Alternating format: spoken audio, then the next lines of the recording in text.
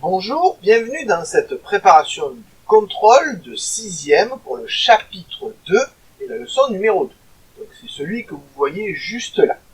Donc vous le voyez, comme d'habitude en recto verso, vous aurez 20 points pour une partie leçon et 20 points pour la partie exercice. Et n'oublions pas, 1 point pour la partie présentation.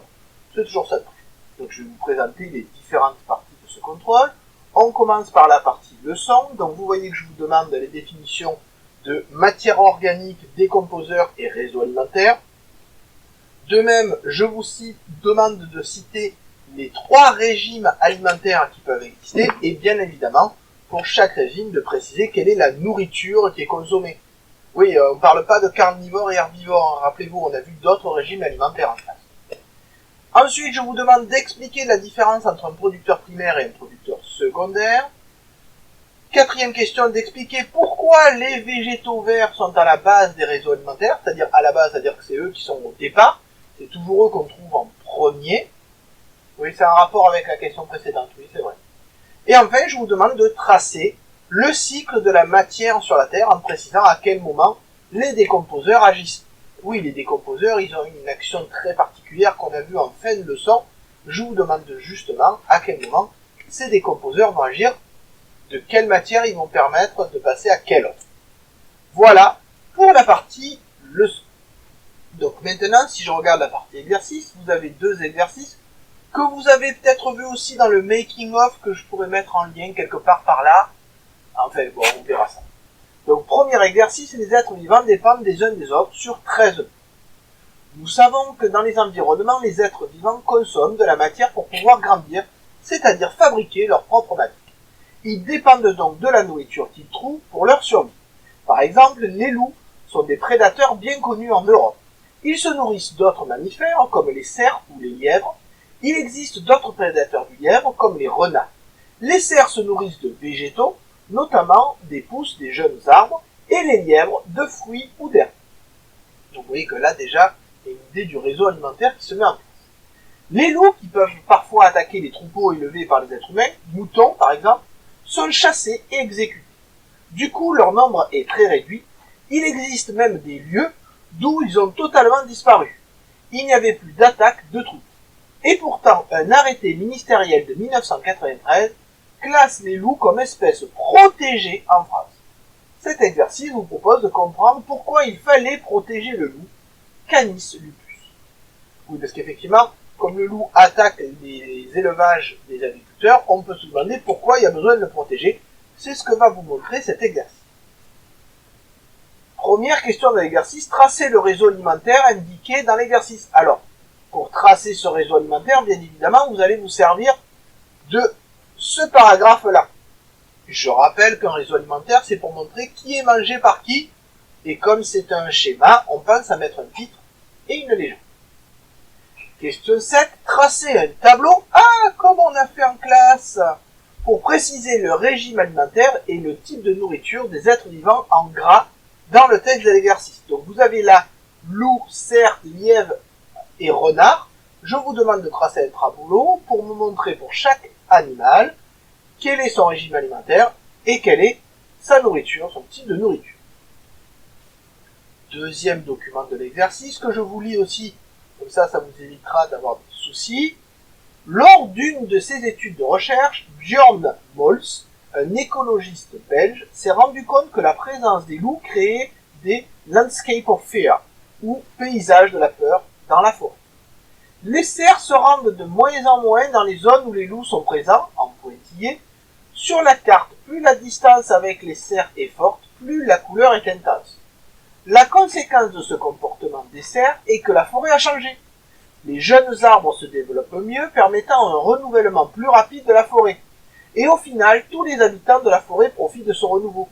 Les jeunes arbres font plus de fruits qui nourrissent des insectes, des oiseaux, etc. Enfin, les loups attaquent principalement les individus malades parce qu'ils sont plus simples à attraper et empêchent donc les épidémies de se diffuser chez leurs proies. Donc là, vous avez cette carte qui est un petit peu complexe et que je vais vous expliquer aujourd'hui. Vous avez des zones en pointillés ici entourées qui correspondent aux zones où on va retrouver des loups dans ces paysages où on les a laissés revenir. Donc vous voyez, 1, 2, 3, avez une couleur qui sera en gris, bien évidemment, sur vos photocopies, et vous avez des couleurs qui montrent où on trouve les cerfs. Il se trouve que plus la couleur est sombre, donc ici, plus les cerfs sont nombreux, plus la couleur est claire, moins il y a de cerfs. Donc vous remarquez que les cerfs se retrouvent principalement éloignés des loups, pour la simple et bonne raison qu'ils n'ont pas envie de se faire nourrir, ils n'ont pas envie de servir à la chaîne alimentaire de ces loups, bien évidemment. Donc, là, vous pouvez avoir une idée, par exemple, ici, comme il y a plus de loups et moins de cerfs, les végétaux vont mieux pousser. Les lapins auront plus à manger, les insectes aussi, les arbres feront plus de fruits, alors qu'ici, les cerfs étant plus nombreux, ils vont faire un peu plus de dégâts à la forêt. C'est aussi peut-être pour ça qu'on peut imaginer le loup comme un régulateur de population. Question 8. Entourer sur la carte une zone où les cerfs sont très présents. Bien évidemment, vous penserez à mettre une petite légende quelque part, là où il y a la place. Et enfin, à l'aide du texte encadré, faire un paragraphe argumenté pour expliquer pourquoi il est important de protéger le loup pour la biodiversité d'une forêt. Alors attention, cette question fait 5 points, donc ça veut dire que vous construisez un vrai paragraphe argumenté en sautant des lignes, en mettant des arguments, en explicitant pourquoi il vaut mieux protéger le loup, pourquoi ça a été important finalement, qu'est-ce que ça peut apporter de positif malgré le fait qu'il y ait des effets négatifs. Donc là, je vous demande vraiment la construction d'une réflexion par rapport aux informations qui vous sont données. Voilà pour le premier exercice. Deuxième exercice. Développement d'une plante et vers de terre sur cette. Des élèves ont voulu savoir si les vers de terre avaient une influence sur la croissance des plantes. Pour répondre à cette question, ils ont réalisé plusieurs expériences schématisées ci-dessous. Donc vous avez un tableau qui reprend les expériences, avec ici le temps, à J0 et J égale 30, l'expérience témoin avec une plante, de la terre, de l'eau, et on voit que 30 jours plus tard, cette plante a bien poussé. Et vous avez une expérience ici avec de la terre, de l'eau, une plante et des vers de terre à l'intérieur, et vous voyez ici que la plante a poussé de façon un peu différente. Question 10, expliquez pourquoi il y a besoin d'une expérience témoin. Oui, c'est ce qu'on a fait en classe, donc évidemment, je vous demande de me réexpliquer pourquoi cette expérience témoin est importante. Question 11, expliquez quel est l'effet des vers de terre sur la croissance des végétaux à l'aide de l'expérience ci-dessus. Oui, ça veut dire que vous me dites ce que vous voyez et vous m'expliquez ce que vous avez compris, la méthode point. Et enfin, question 12 sur 3 points. Sachant que le ver de terre est détritivore, au cas où vous ne le sauriez pas, c'est un être vivant qui mange des détritus, à savoir des restes d'autres êtres vivants, comme par exemple les feuilles mortes, qui aide au travail des décomposeurs. Alors les décomposeurs, au cas où vous ne le sauriez pas, vous revoyez votre cours parce que ça normalement vous devez le savoir. Proposez une hypothèse pour comprendre l'effet des vers de terre sur la croissance des végétaux. Alors attention, 2 choses là-dedans. D'abord, montrer que le ver de terre a eu un effet, ça c'est la question numéro 1, mais en plus expliquer cet effet en comprenant le lien avec les décomposeurs. Donc souvenez-vous bien de ce que font les décomposeurs et essayez d'imaginer en quoi un ver de terre peut aider un décomposeur à mieux faire son action, mieux faire son travail et donc mieux aider les végétaux.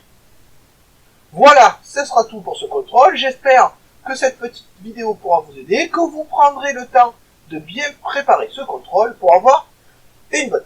Allez, je vous dis au revoir et à bientôt.